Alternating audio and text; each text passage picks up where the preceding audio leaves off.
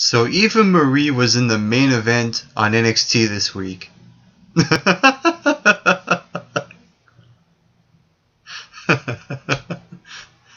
How did we get here?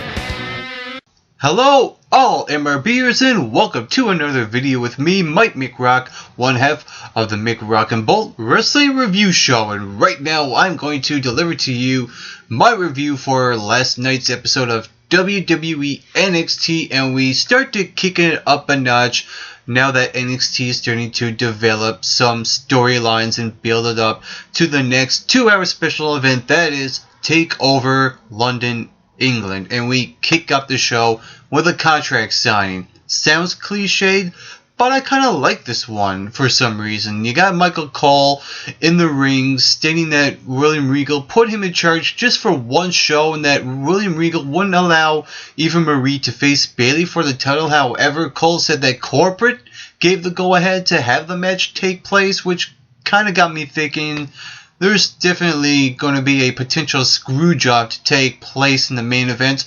More on that when I get to it. But in terms of this first segment, we got Finn Balor.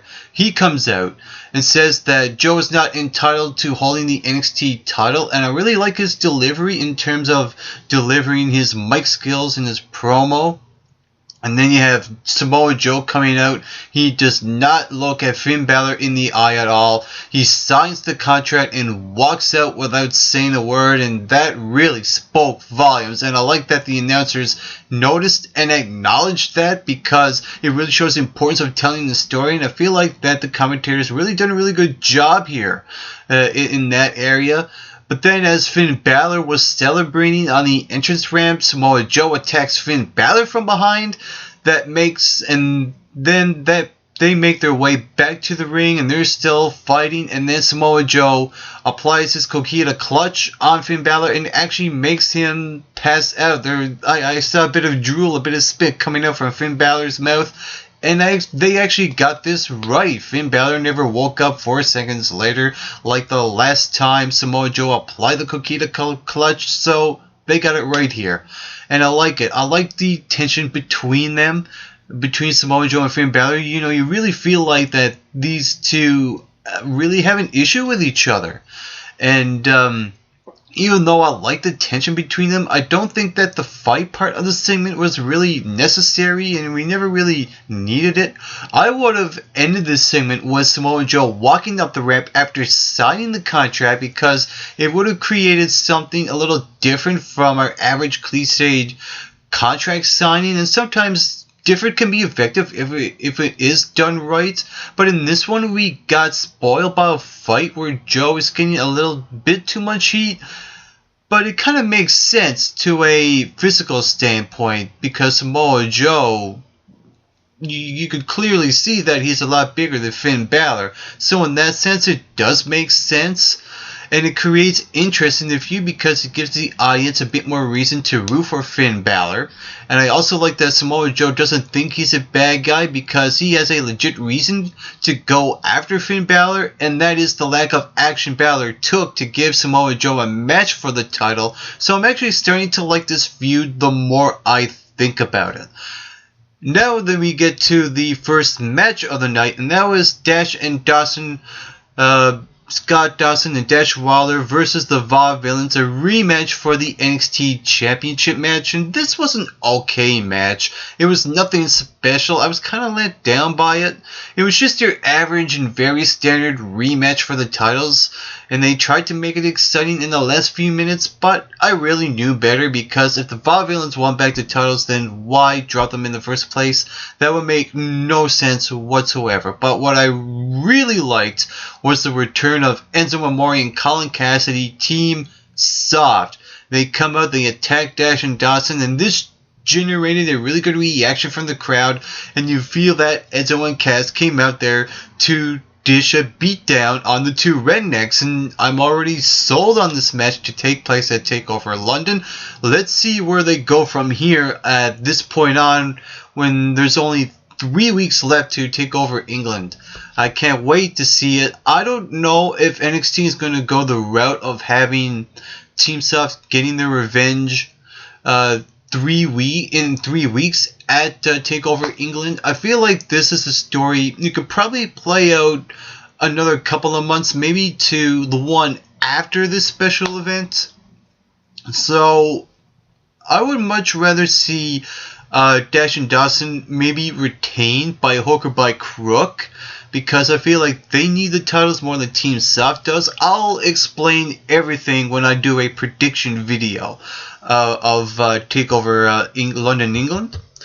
And now we get to the next segment, which was Asuka versus Dana Brooke. But we never actually got to see this match because Dana Brooke came out. She cuts a bit of a promo, then Asuka gets jumped from behind from Emma, and this results in Emma applying the Emma lock on Asuka. And I like this segment, actually. It may not be the strongest segment on the show, but it actually done a good thing here because it showed a bit of vulnerability from Asuka, which created a bit of interest. And I hope they go the route of having Emma face Asuka instead of Dana Brooke. Let Emma get her shot at Asuka, because NXT has been giving Emma some enhancement matches the past few weeks, and something really needs to give. She needs a bit of a payoff here, and I feel like having Emma face Asuka would actually benefit the both of them, because if Asuka faced someone like an Emma who's already been there and done that on the main stage, Asuka would gain some experience there. And in terms of Emma putting over someone like Asuka would also benefit her, because I feel like that Emma has been getting these matches and wins after wins after wins, and there's going to be a point where she's going to end up losing. I mean, she got a lot of momentum right now, and I think that NXT is going to balance it out when they have her lose. So it's a win-win if you really think about it. And however, with that said, the problem I have is the feud overall between Dana Brooke, Emma, and Asuka. It's just the whole thing I have an issue with, because when it started, Asuka won their first debut match against Dana Brooke, in which I feel like, okay, this feud should be over. But for some reason, NXT is still continuing with the feud. It seems like they're in the mindset of the heels need revenge, rather than the baby faces, where the whole dynamics are a little off, because in reality, in terms of WWE booking, it makes more sense and it's more effective when the baby faces get the revenge and not the heels. So I feel like that this whole feud between these three divas is counterproductive, and it really doesn't make sense at all in terms of a booking standpoint. However, I'm still looking forward to an Asuka match to see what she can do and how quick she is in the ring. I just want to see Asuka, her quickness inside the squared circle. That's all I need to see. Now we're going to get to the next segment on the show, and that is Apollo Crews versus Jesse Sorensen.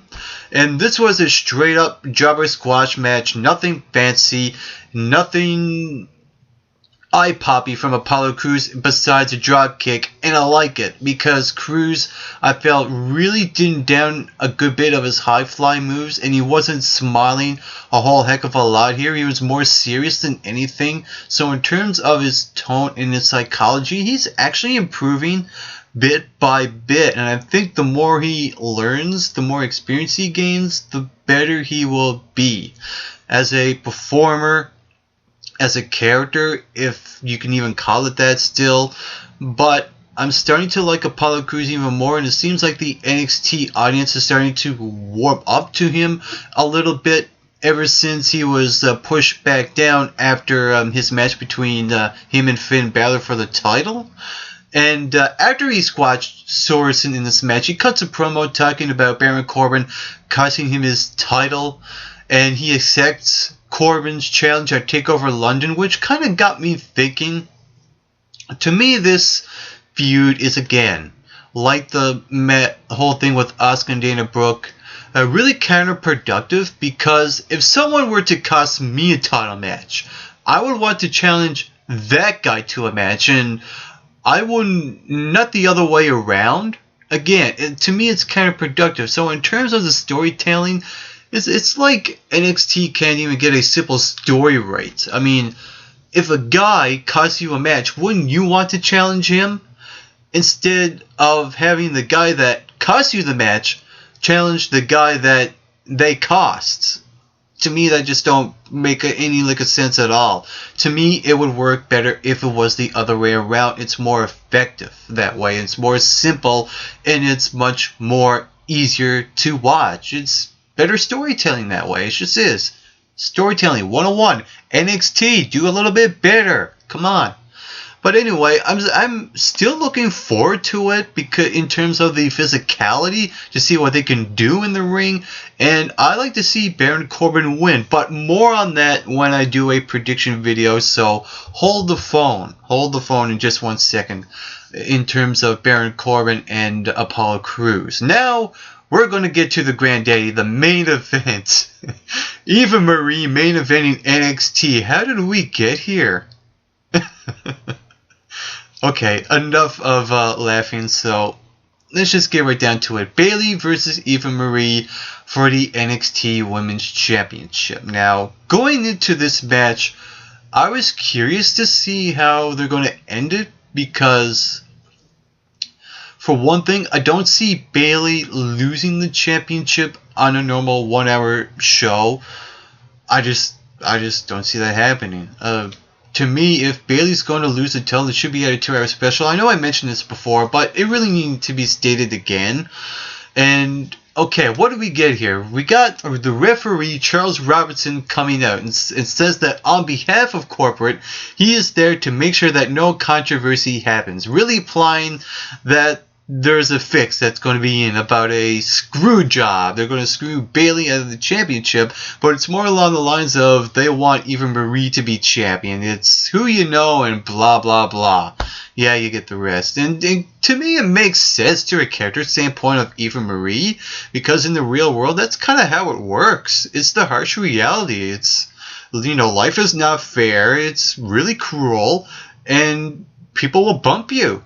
I mean, like I said, it's the harsh reality. So in terms of the story and the characters involved here and how it all played out, it was actually not half bad. However, what I would have done differently was I would have waited this match out, because a match like this, at this caliber, in terms of what they were going for here, in terms of telling the story, this is much more effective if they'd done this at TakeOver London. It would make it more of an impactful, oh my god, a big shocker, like what the heck just happened? Instead, we kind of get Eva Marie as a side story to another story, and that was Nia Jax at Eva Marie's corner and getting her statement in, and she's the one that closes off the show, and that we get a story starting to continue now with Nia Jax and Bayley. It seems like they're going to go there right now with Nia Jax versus Bayley at TakeOver London. I was kind of like, we missed out on a good opportunity here with Eva Marie and Bayley with a screwjob finish that would happen at the 2 hour special and not this show, because it wouldn't feel as special.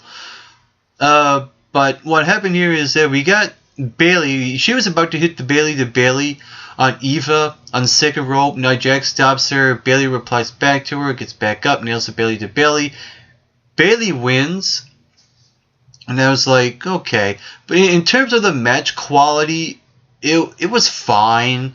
It wasn't great or anything. But in terms of telling the story, they've done a decent job with it. But like I said, this would have been a much, much better and much more effective if this was at a 2 hour special. I really, truly think so. It would create more of a shocker, and it would generate a lot more buzz. So overall, this show focused really starting to build up some of the matches for TakeOver London, especially for the 3 main titles, where every segment had something of consequence, of action, of a purpose and a reason behind it, which I liked about it, with some issues that really needed to be addressed, but I was still solidly entertained by this show. It had some good moments throughout each segment, especially of the announcement of the return of Sami Zayn. So I'm going to give NXT's episode this week 3.5 points out of 5. And if you saw NXT last night, what did you think about it? Feel free to leave those comments right here in the comment section below. And you can also hit that subscribe button down below this video as well to become an MRBer on the MRB Wrestling Review Show.